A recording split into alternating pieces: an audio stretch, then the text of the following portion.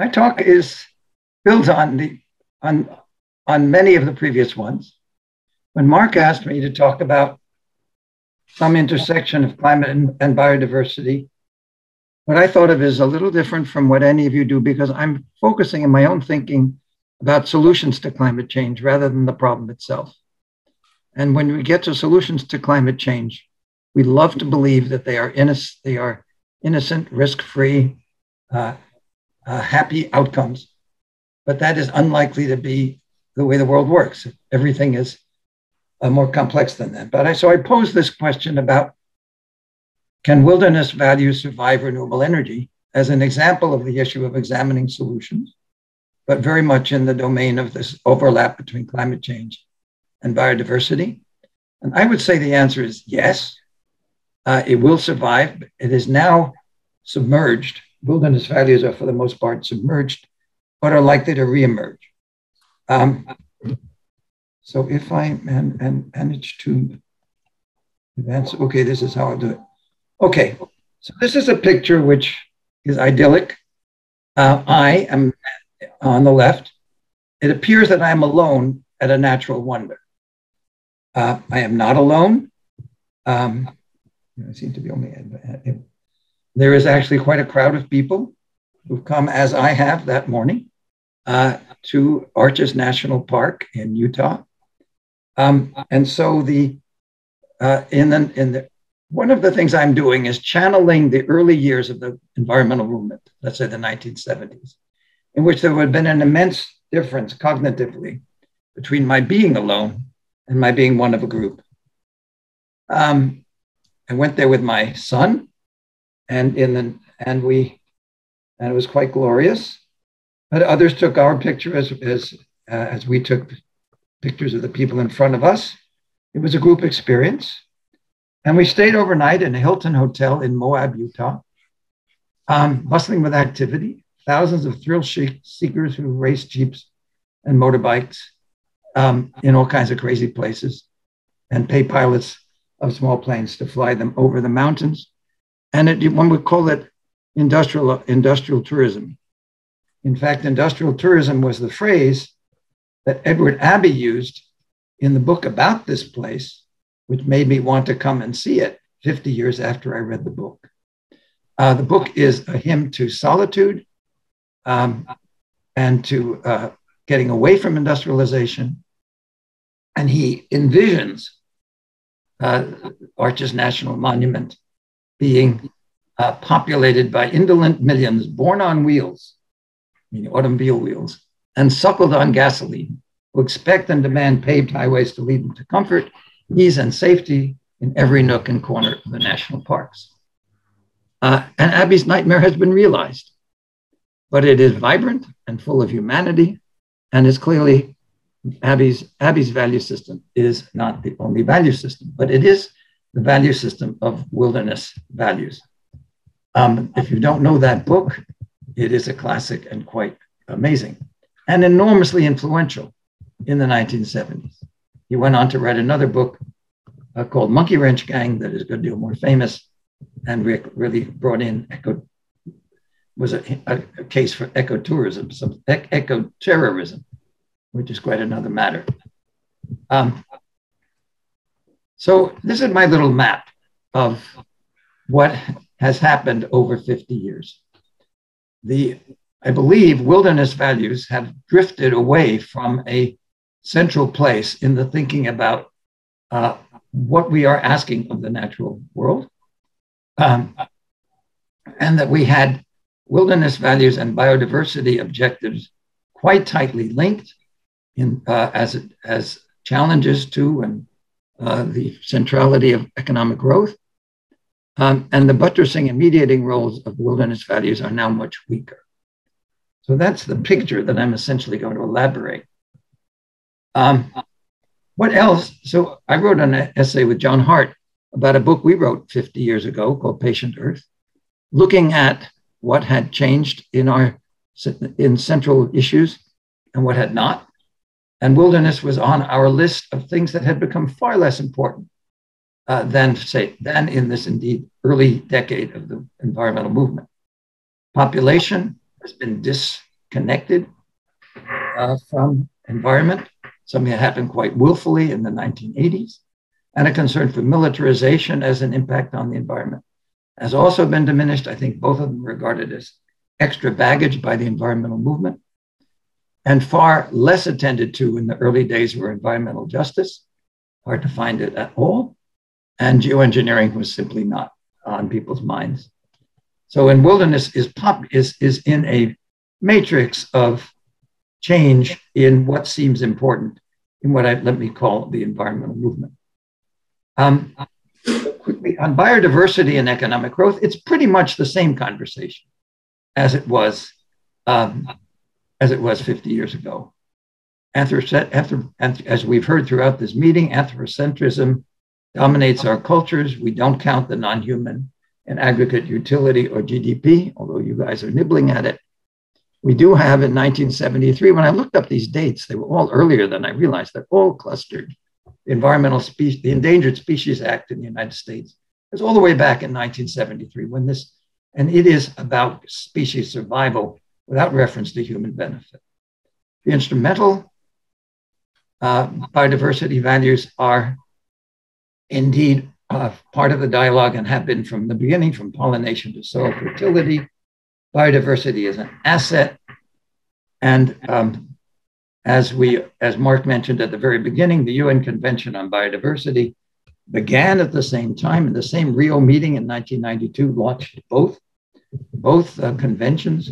And one of the critical meetings is just right now, 2 weeks before Glasgow. So they've twinned. They will remain twinned, but and let me say a couple of things more about where that's going to show up. Two examples which are not on people's minds, where I think there will be a collision between economic growth and biodiversity objectives.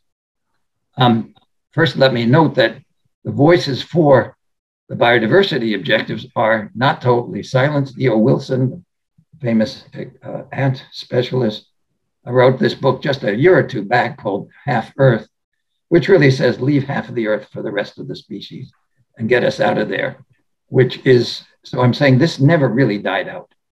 Watch out for ammonia is probably a surprise as the next slide, but I have two examples of where we might be getting into trouble with the overlap of biodiversity that are not on people's minds. Let me just walk you quickly through it. I've got a lot I want to say. This is kind of in the weeds, but we may be heading for a hydrogen economy when we go for a low carbon economy. Hydrogen itself is difficult to transport and store. And so rather casually, people are making the transition in their minds and in their analyses on paper to an ammonia economy instead of a hydrogen economy. Doesn't carry carbon. Ammonia is NH3. It moves around. It's packaged more easily. But it is made and it is made in exactly the same way as it is today for fertilizer in what's called the Haber-Bosch process. And people are aware that the nitrogen cycle is being disrupted by the production of fertilizer, much as the carbon cycle is being disrupted by the burning of fossil fuels. That's one of the planetary boundaries. And if we go to an ammonia economy in a very big way, we could be raising issues about the damage of the natural system from excess nitrogen. The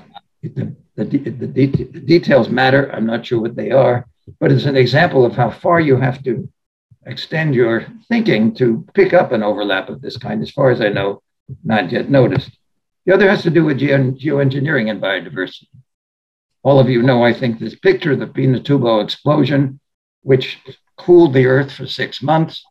And leading to people to realize that they could cancel global warming with perpetual volcanoes, namely artificially putting reflective particles into the stratosphere.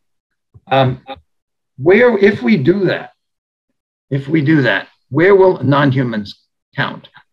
And I think one of the things that is likely to happen will be extremely negative for biodiversity, which is that we will not want extreme events. We basically regard anything extreme as bad, hot, cold, wet, or dry. And so we will cancel those. The phrase, I think some of you know this text, which is from the Messiah and from Isaiah. Every valley shall be exalted. Every mountain shall be made low. The crooked shall be made straight. The rough places plain. It is not meant negatively in Isaiah, but it's what I have in mind here, because millions of species depend on ecological niches enabled by extreme events. Engineering could be a huge, geoengineering could be a huge threat to biodiversity. As far as wilderness values, they really are, there are classics of the 1970s. Aldo Leopold is not on my slides, but mentioned by Kian in passing.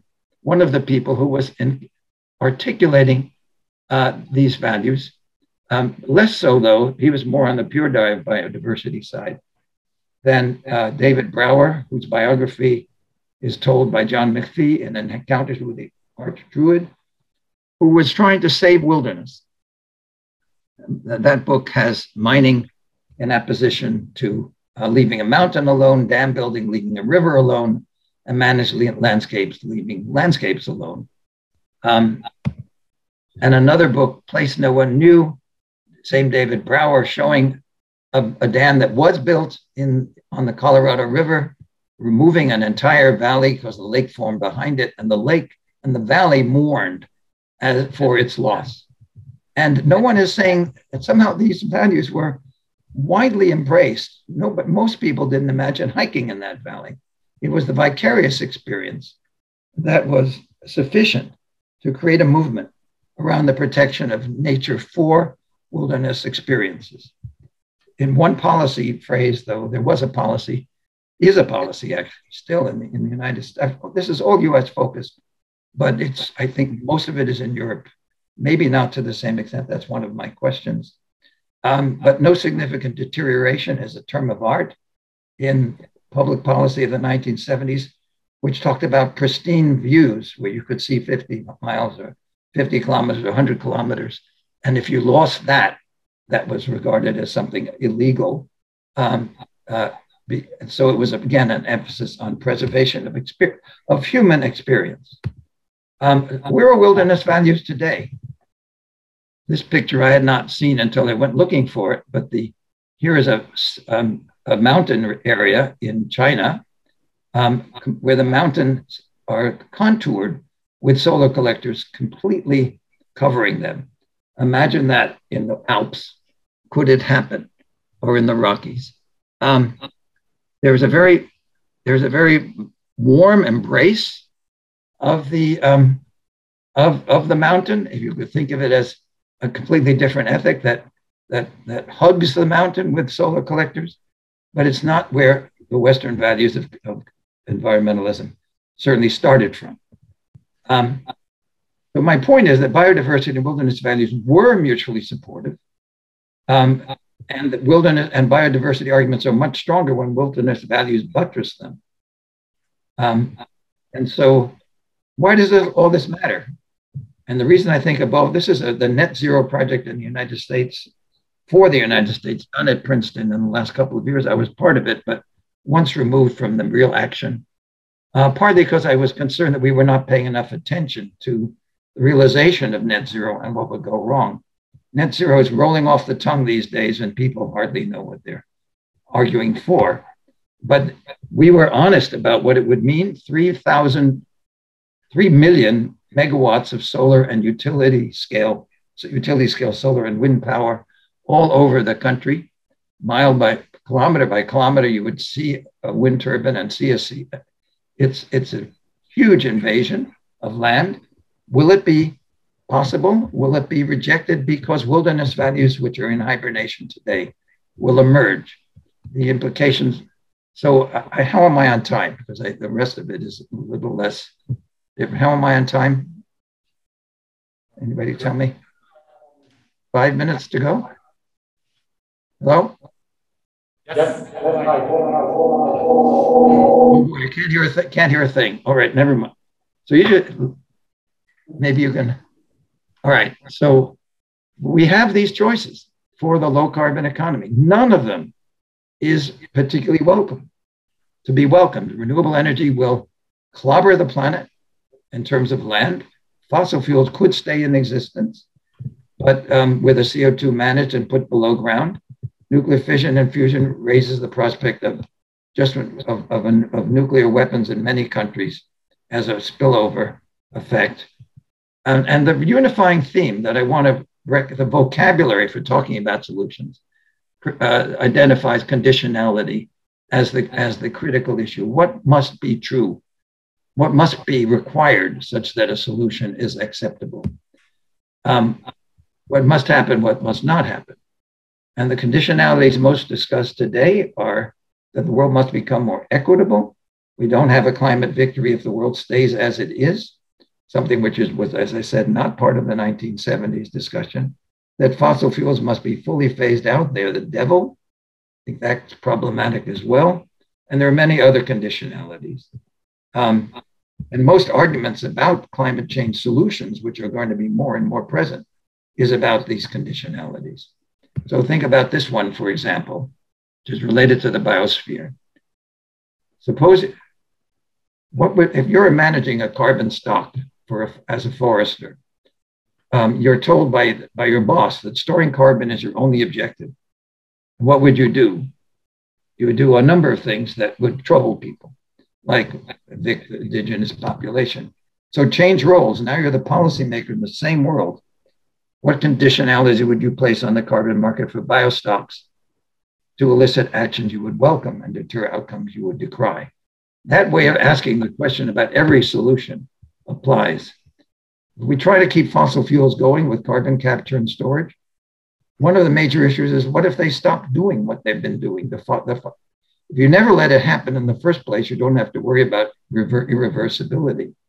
So here's a project that was one of the few full-scale CO2 capture projects in Algeria, running for 4 or 5 years, capturing otherwise vented CO2, and then it stopped and the vented CO2 is resuming. So we have to ask ourselves if we can possibly get something resembling irreversible commitments. On nuclear, which I think is going to keep coming back as a maybe, we need an effective taboo against nuclear war. Can we get there? These are what I mean by conditionalities. We want to reduce consumption, but we're very worried about coercion. Ordinary things that we do use up our full quota of 5 tons of CO2 a year is today's quota. 1 or 2 is what we'd like. 0 is what we're talking about now in net zero. 1 for every one of us. And finally, population, mentioned briefly, certainly relevant here.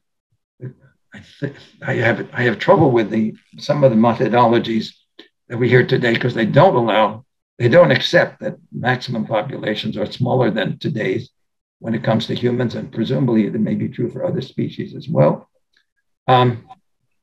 These are the UN projections, and they get you down to, these are just the growth rate itself and the population, which crosses 0 in the low value in 2050, meaning a population maximum in 2050. It's 0.8% negative in 2100. Keep that on another century. We have 3 billion people on the planet instead of 8, or on the high value, something like 16 in 2100 and maybe 30 in 2200. So we have to come to grips with freely chosen small families, a new ethic. Hippocrates has the last word. This is the Hippocratic Oath in a modern version. I will apply for the benefit of the sick all measures that are required, avoiding those twin traps of overtreatment and therapeutic nihilism. Overtreatment means we have solutions we wish we didn't, and therapeutic nihilism means we don't pursue solutions that we could have made work.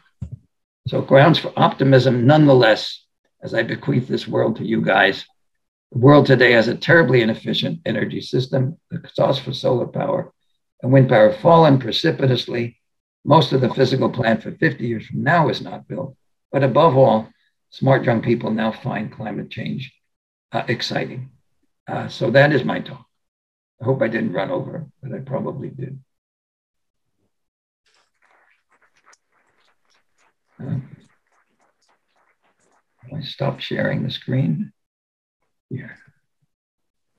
Okay. Thank you very much, Rob, and thank you all. And sorry for the sound. So we have some problem of. No, it's okay. Okay, so now I open the floor for discussion. First, I will ask the speaker if you have a question to ask each other, or if you have a comment or remark on other presentation. I have a brief technical question for Francis, and it's for others as well. Here in the... Oh, sorry. Yeah, I have a brief question for Francis, and it's for others as well. That we do not see what a lot of emissions graphs stop at zero. Net zero at 2050 doesn't mean we can't go negative in emissions and actually let the concentration go down. And yet I rarely see a curve that does that beyond the point of reaching non-zero. They just plateau at zero. Is there some reason? Is there a conceptual issue that's somehow missing? We eventually will want to lower the carbon dioxide concentration. Yeah, that's a great point. So usually in the standard DICE model does not have any negative emissions in it, which is why, particularly when you see DICE results, they tend to not go below zero. So there was a bunch of people that did a kind of big update to DICE published in Nature Climate Change last year, where they did include negative emissions. And I would say a lot of the energy models that are doing scenarios for kind of working group 3, they have a lot of negative emissions in them, right? And really, like, if they're trying to get to kind of 2 degrees, certainly 1.5, they're really relying heavily on negative emissions, even in like as soon as kind of 2050 or even before that. And the question of whether that's, given that that technology mostly doesn't exist and certainly isn't cost effective right now, it's a kind of speculative, I think, or if there's still a question mark around the results of the findings of those models. But the main reason is that historically DICE just hadn't included it. And so models that are based on DICE tend to not, and they tend to just zero out. It's pretty well known that the last of anything, getting rid of the last of anything is extraordinarily expensive. So there's going to be some ceiling on the cost that has to be put in from a negative emissions cost. Otherwise, I don't know how they're getting to zero in DICE without dealing with this vertical exponent, vertical asymptote of cost as you get to the last part. But okay, got it. Interesting. So I was wondering whether the idea of the value of wilderness that Rob was talking about is already incorporated in France's analysis, or whether it could be something to add. That was not a question for me, right? That was a question for others? Mostly for France. Rob has an idea of to measure the value of wilderness. Is it in the models already, or does it need to be added? And I would ask in general, are solutions presented in models with downside, with negative elements to them?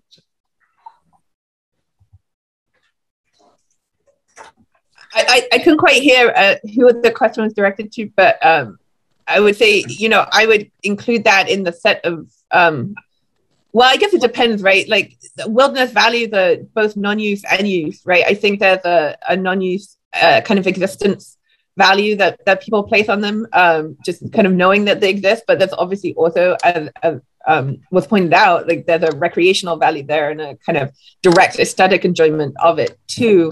Or even an option value of knowing that potentially maybe one day I'll be able to kind of hike through these places myself. Right. So they kind of span the gamut. Oh yeah, go ahead, sorry. All that is there in the damage. I agree, it's in recreation and aesthetics, but where are the costs of the solutions? How are they evaluated today? So that if this is a large number for one of the solutions, how does it show up? Yeah, I mean, you see these tensions definitely playing out. Like California, where I am, we've had these big expansions of solar energy. We have very ambitious greenhouse gas emissions reduction targets, including those kind of net zero targets that you mentioned. And you have seen these tensions of solar panel expansion into desert areas, and push back against that because of these kind of, threats to species or kind of threats to these wilderness areas in general. And during one of the breaks, Mark Fleurbe reminded us that few of us, that the biofuel story hovers over this, where something was embraced as a great solution, largely in Europe, but also in the US. It was part of it was political, paying farmers and so on. And now it's in disfavor, serious disfavor. So how can we short circuit those cycles and get it and have a sober conversation the first time around? I also had a question for Fan. So I thought that the idea that you could invest in natural capital was a major component of the model, and we saw that if you introduce it, then it seems efficient to invest very large amounts very quickly. And part of my talk was the idea that it's hard to think of mechanisms where we could invest in natural capital without biodiversity. So again, I'm not an expert in that, but I understand that that's quite tricky to figure out how you would invest in such a way that you would be able to keep that. Do you have mechanisms where you would be able to invest large amounts of natural capital where it would generate those ecosystem services for the long term? So the asset investment pathway is highly stylized. I think there are real questions around the extent to which we could do that. And I think what we're trying to do in the paper is just point out that it is an important assumption about another component to kind of bring in there. One option that we've talked about is incorporating more realistic kind of biophysical dynamics in the natural capital stock. So it's not just you kind of take money and it immediately grows, but you actually have to invest in a kind of natural growth rate or a natural carrying capacity. And that's would at least start to bring in some kind of more realistic dynamics there. Even if, the idea that, well, you obviously can't like create new species, right, from scratch, or at least we can't right now, and maybe we shouldn't. And so you're not actually going to be able to kind of grow this biodiversity, but there's a lot of stuff you could do, and as we go out into the future, like that set of possibilities, I think does expand. So yes, very highly stylized at the moment. Any other questions here in the room? So I don't know if I would love to know what the. Sorry, Rob, we cannot hear you because I'm talking, and therefore we have to cut the sound where you're talking. I would love to know what the young people think about this issue of wilderness values, the wrapping of mountains with solar collectors. And this is their world. I have a question about the concept of wilderness. I'm not entirely sure I understood it. And because when I think of wilderness, I think about, it brings me back to the idea of dividing on one side nature and on the other side culture. And I'm wondering if we create like natural parks and we try to restore like a biodiversity that is untouched by human actions, if this does not in some sense participate to the exclusion of thinking of biodiversity as part of our ecosystem and as part of human action in some sense. And I wanted you to explain a bit more maybe what you envisioned by wilderness, because I wasn't really sure how, if we think more of it, it can increase a bit more the way we think about biodiversity. That's for me, I guess. So I guess what distinguishes wilderness is the desire to separate from industrial activity as best one can. There was a book called The End of Nature by Bill McKibben, which said it's no longer possible to separate because the gases in the atmosphere have been changed. But that's an extreme statement. It is possible to have a value of basically getting mostly into nature. It's an anthropocentric value.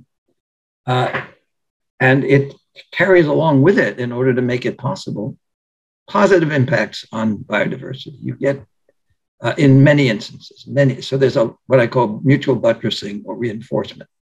But they are different objectives. One is anthropocentric, and the other, in the way I'm talking about it, is the intrinsic value of biodiversity itself. They reinforce each other, as I understand it. Now, I really didn't understand what was behind the question being asked.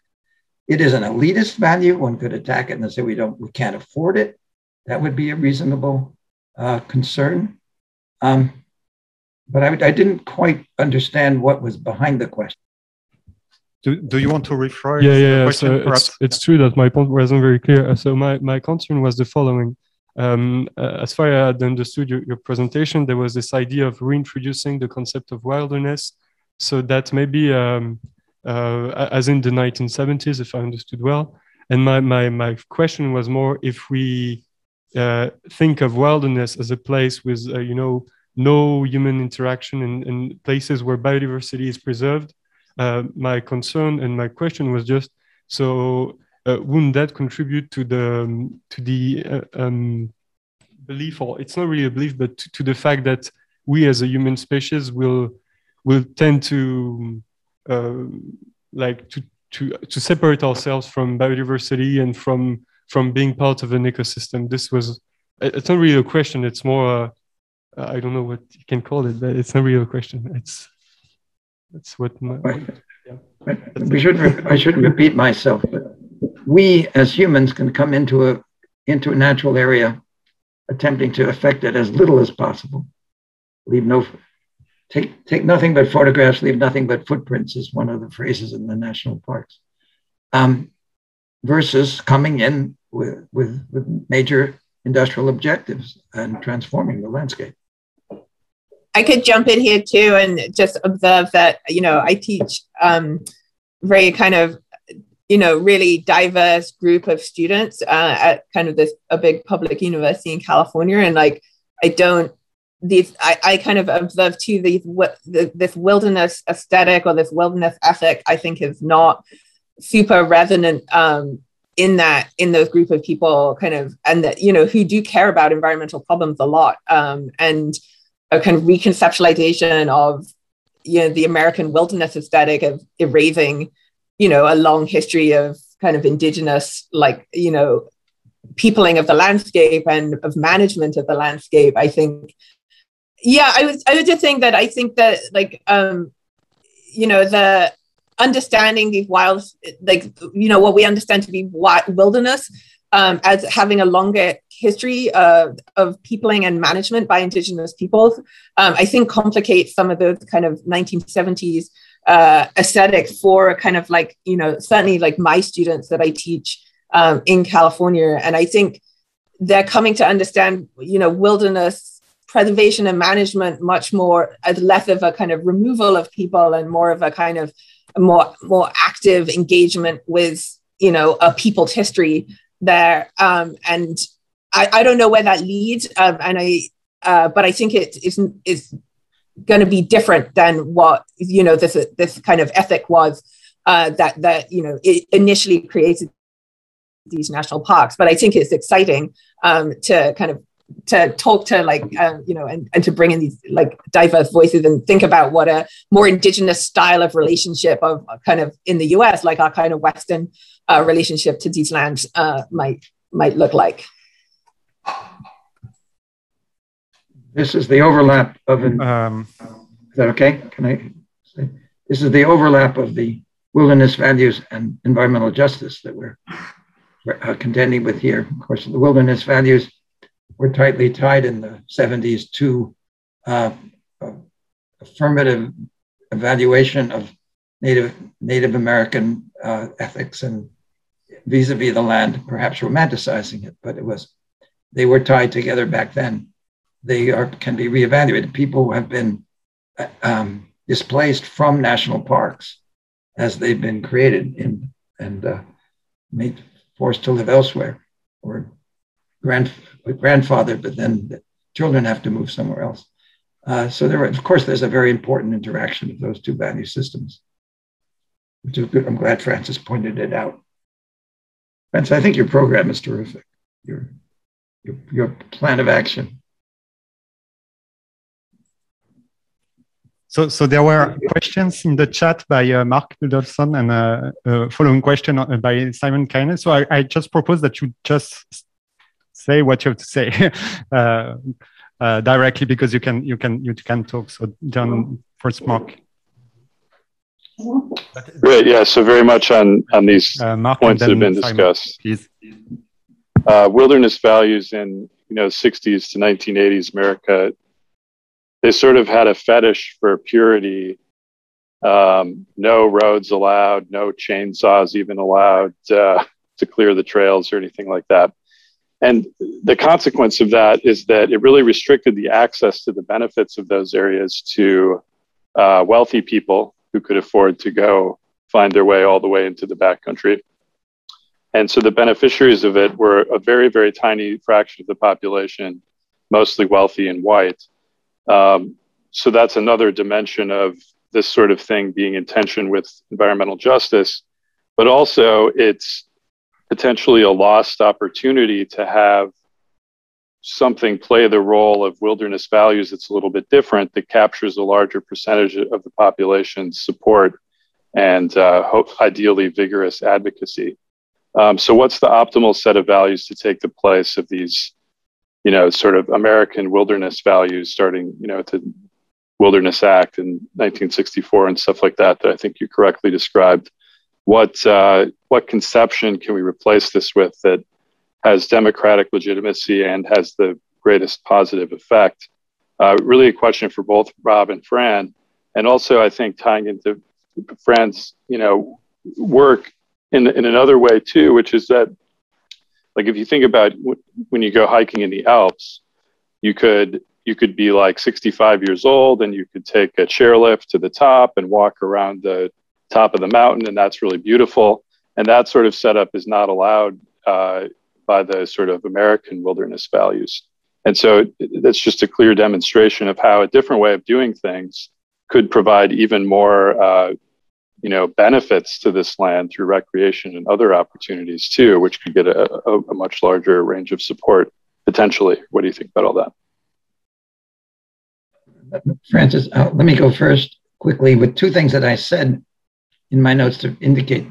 One is that I believe that vicarious experience was part of the appeal of the 1970s environmentalism. I would not walk in Glen Canyon. I would not know how to get there. I wouldn't be strong enough in those days when I was much younger. But it was important. This is I guess, option values, I think what it's called.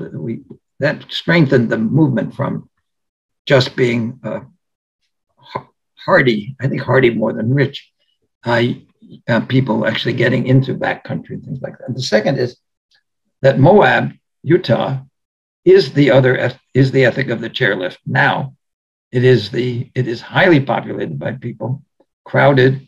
They're all having exciting times, and they will protect that area in a way that Edward Abbey's ethic would not. Still, I do wonder if you're on a chairlift in the Alps, and the Alps mountains are wrapped in solar collectors, does it matter to you? I don't know the answer to that, but I wish I could get it.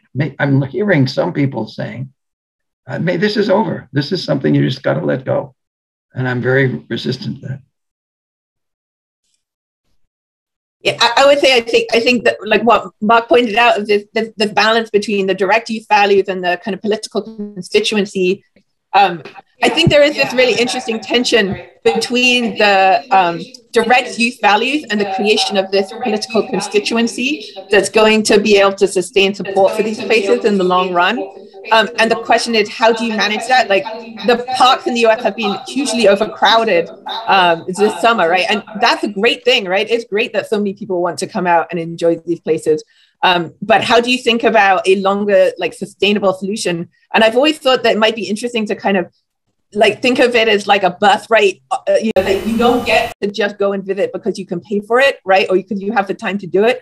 But there's a kind of universal right to visit these places, but it's limited, right? And you can only have like so many kind of trips in your lifetime, right? Like if we imagine that like it has this kind of birthright concept rather than a kind of free access or kind of concept, then everyone has a stake in it, but you can still limit the access in some way.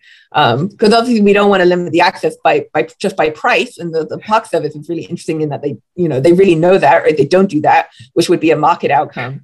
But you have to kind of try and limit it in some other way. So those are just some musings I have sometimes about exactly that question.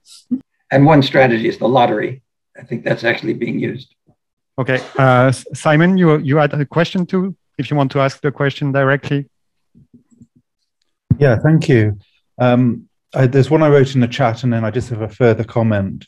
So the comment in the chat was just, this is not endorsing it, this is an explanation. I think one reason that the wilderness values get squeezed out is people often think preventing climate change is really imperative. And then they think, well, we've got to do this justly. We've got to have a just transition. We're living in very unequal societies, and it's really essential to do that. And then they look at the policy options, and they will often seem to do things like, convert dams into valleys into hydroelectric plants. And I think they might think, well, that's regrettable, but these other things just take priority, and so it just kind of gets squeezed out. And my sense is you certainly get that in the academic literature, but just broadly in the environmental movement. So it's just that it sort of loses out in a contest. But then the second thought, which is just riffing off something that Francis said earlier, is I do wonder whether wilderness values get reintroduced, but in a slightly different way. When I think about it, indigenous rights activists right across the world, and also indigenous ethical views being articulated. So if I think of Latin America and I think of Ecuador and opposition to extractivism and anti-extractivist social movements, I think part of that is animated by a thought of just not disrupting and disturbing the environment. If I think about Maori thought and some Maori activists I know, it's about people's attachment to the land and not having intrinsic significance. And you can see the same thing in other parts of the world. So this is really just prompted by what Francis said, but I kind of thought these are similar values being articulated. It's just that we may not have thought of them as wilderness values, but it's the same thing about the intrinsic importance about human beings respecting the natural world and not interfering with it. And then it's really quite extensive social movements. I know in particular in Latin America and the Buen Vivir type movements, it seems to have a similar inspiration. So maybe all is not lost, Robert Socolow.